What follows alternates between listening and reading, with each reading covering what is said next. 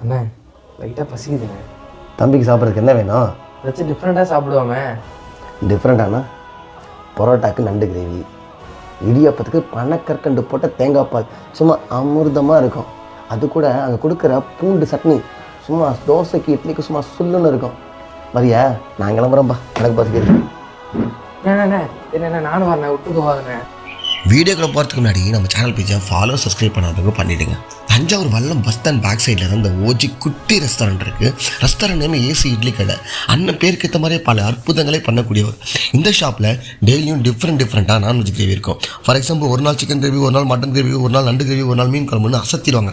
அது போக டெய்லியும் வெல்லம், சுக்கு, ஏலக்காய் போட்ட தேங்காய் பால், பூண்டு சட்னி, தேங்காய் சட்னி, கார சட்னி, சாம்பார், வெஜ்ஜு குருமான்னு ஏகப்பட்ட வெரைட்டிஸ் இருக்கும்.